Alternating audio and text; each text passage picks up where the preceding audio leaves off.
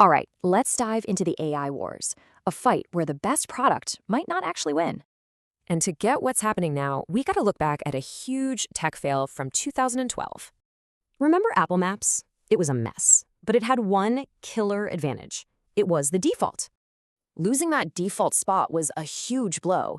Proving placement is pretty much everything. Yeah, Google learned its lesson, all right? They built a whole strategy to never let that happen again. They call it the patronage program, a simple but crazy effective playbook for total market dominance. How much does it cost? Well, Google pays Apple $20 billion every single year for Safari. And get this, that one payment is over 20% of Apple's net income. Talk about a win-win. So a judge called it an illegal monopoly. But, believe it or not, just let it keep happening. So what happens when Google uses this exact same playbook in the new AI war with OpenAI? Well, they're already doing it, pushing their AI, Gemini, as the default on Samsung phones and more.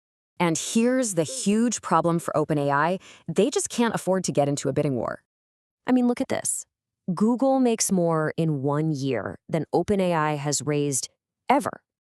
So the fight really boils down to this. Google's got cash and distribution. OpenAI has the users. So if you can't win the defaults game, what do you do? Well, OpenAI is making a huge pivot. The plan? Forget the platforms. Build your own hardware from the ground up. And they're serious. They've got Jony Ive's design team and a key Apple supplier on board. But man, this is a massive gamble. The hardware market is just a graveyard of failed products.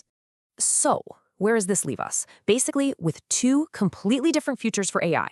Scenario 1, Google's playbook works again. Gemini becomes the default AI on pretty much everything.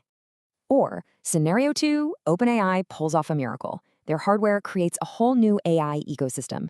So this all comes down to one question: product power or placement power?